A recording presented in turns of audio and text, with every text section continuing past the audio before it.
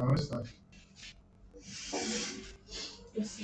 Agricultural is the part of nutrient cycles and loss pathways. Yeah. Okay, so agricultural nutrient cycles and loss pathway. Basically, this is just telling us how the whole nutrients, how they move from the atmosphere to the soil and how it goes back, how it goes back to the soil. So here basically they look at nitrogen, that's the major nutrient cycle that was shown here, and they talked about phosphorus and potassium. So the principal form of nitrogen in the soil are organic nitrogen compounds, and the mineral N, that's our inorganic source, are always in the form of ammonium and nitrate. And I think in our last class we discussed that nitrogen is released faster in nitrate than in ammonium. Okay, so the mineral N is only a small fraction of the total soil N, and most of the nitrogen in the surface soil is present as organic nitrogen.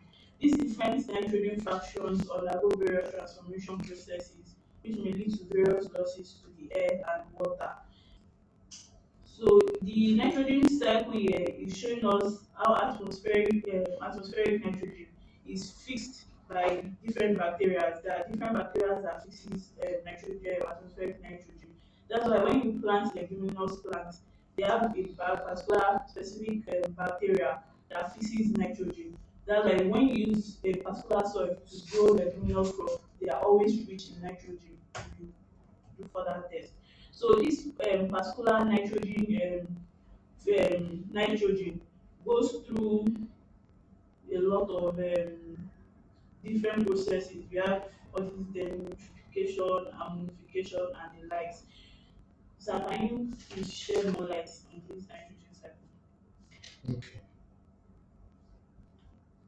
So you can actually start from anywhere. So just like you all have mentioned, we have atmospheric deposition or fixation. So if you look at the cycle, let's start from the atmosphere.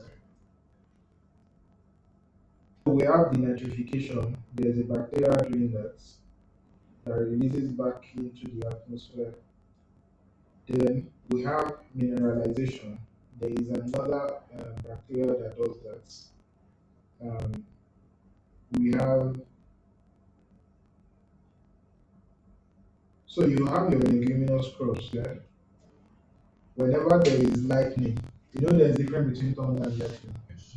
Whenever there is lightning, there is a way these bacteria, although not, I think they will be mentioned. Not there. Some of them are fixed at the root nodules. Yes. Yes. Some of them are freely in the soil. Some of them are the nodules of these plants. Nodules, whenever you approach, you will see how cloggy the root of the plant is. Some bacteria are there that collects nitrogen directly from the atmosphere before releasing it to the plant. So from here now, you have your all sorts of bacteria fixing um, nitrogen from the atmosphere. Those that are directly in the soil, they do what is called from um, uh, NH3, they move it to NO3. From NO3, they give the plant. Then you now have the nitrification, the bacteria that now, the one that is in the atmosphere, in the soil, where the plants are dead. You understand? It is one that breaks down the organic matter, then takes it back into the atmosphere. Like that, in form of N2O. So you have it like that. Then what else is missing here? Then for the losses to the environment, you have it as leaching. Any nitrogen is not that stable, especially nitrates. That is why it is used majorly in hydroponics because it is easily Volatilize. yes, you can easily lose it. So it's the plant can easily absorb it. It is easily released. So it is not freely in nature. It is when you release it that the plant takes it up. But the likes of ammonia and the likes, you can find them in the soil. You understand? Yes. So, this nitrogen cycle too is what affects when we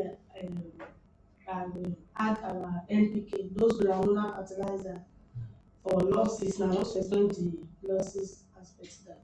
So when you apply it into the soil and you fail to cover it back, you think you have applied NPK to your plants, whereas immediately you are leaving, you did not cover, they volatilize away, they It will escape. So that one now contributes to the ones that is in the air and it still come back again.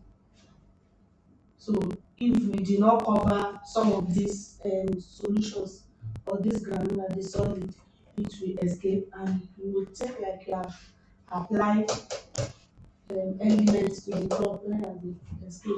So it's advisable to open the soil small. Yes, put it and cover it slightly so that Okay. the plant will light of urea will escape. If you are not fertigating urea, you just want to buy it the way we buy it our NPK, so you must cover slightly.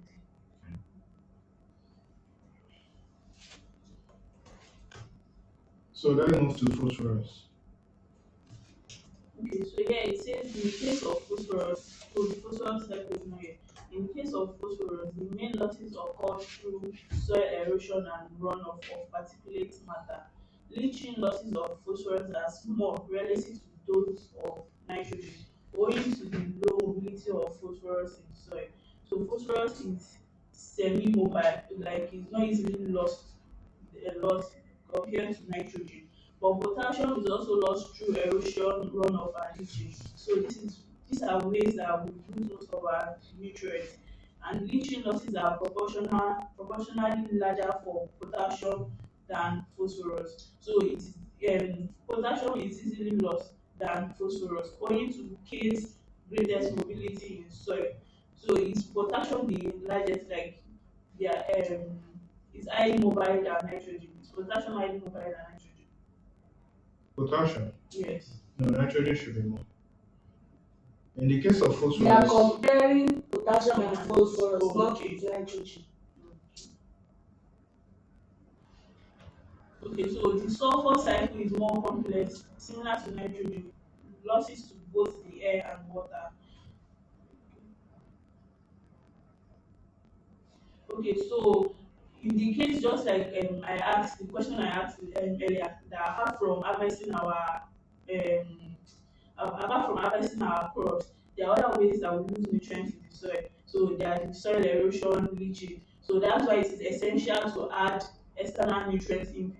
So through the addition of organic forms, that's our poultry manure and the likes, or the mineral fertilizer, we are able to fill the gap caused by nutrient exports with harvested products and nutrient losses at different stages of the nutrient cycle. And also we need to take note that we need to apply the right nutrient source at the right rate, at the right time, and in the right place in order to sustain optimum yield and at the same time minimize environmental impact. It's just referring to the 4 hour nutrient stewardship.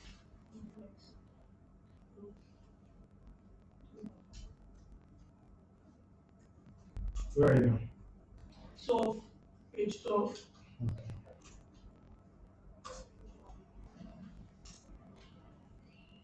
So if you sit down, you can actually draw your own nitrogen cycle to explain all of these things. When you harvest from, instead of the livestock, you can put yourself. When you harvest from the field, you uproot some um, vegetable crops.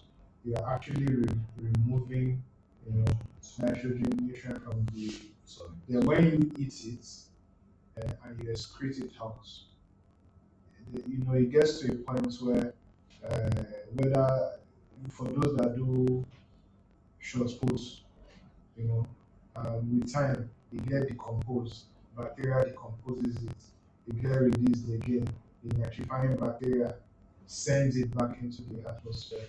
Then Those are not sent back into the atmosphere. They are retained in the soil. in the soil. Then plants will then use it to grow again. Then lightning happens during rainy season. The one in the atmosphere that you have released back into the atmosphere get called back by, I don't want to mention the bacteria. I can't really, I think as a tobacco, you have nitrifying bacteria, then you have denitrifying bacteria. You understand? Yes. So for the one that fixes what is attached to the plant, you have rhizobium, you have as a free living one, the one that are in the soil. You have as a tobacco, clostridium, and then you have the likes of Anabena, these ones are blue green algae. Then you have denitrified, the one that sends back into the atmosphere. You have bacillus, our normal bacillus. You have pseudomonas and paraplucus. So um, for like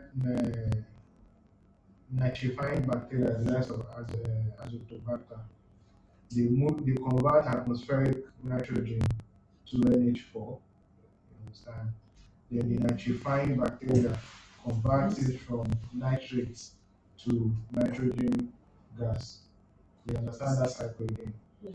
From N2 gets converted to NH3 or NH4 by nitrifying bacteria.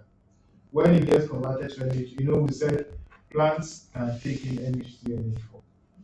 Then once that one is in the soil, plant takes up the NH3 or NH4.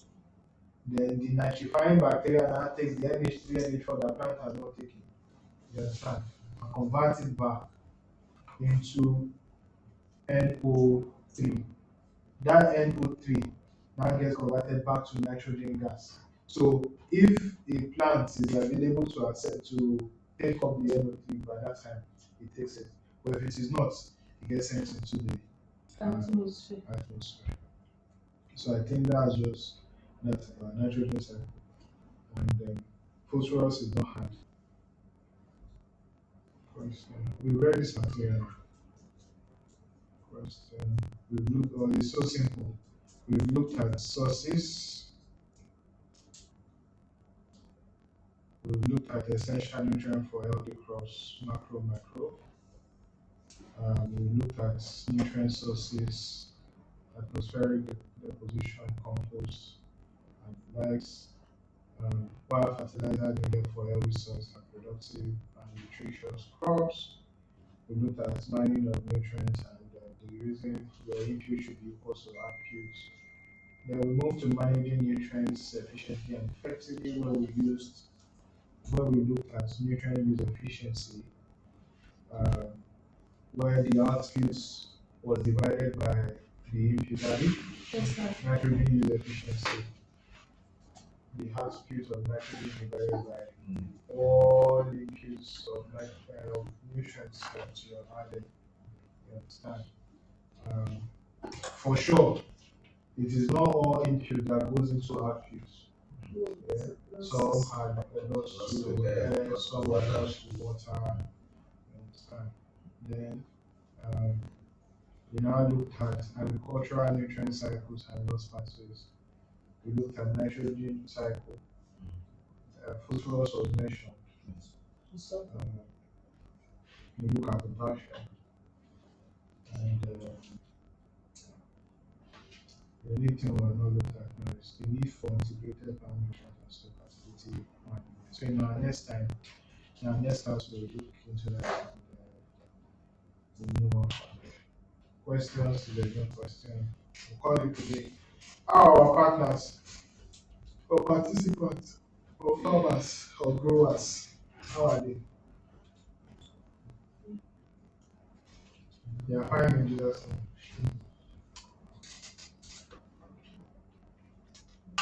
Hope you recorded the address for the week, everything. What's it?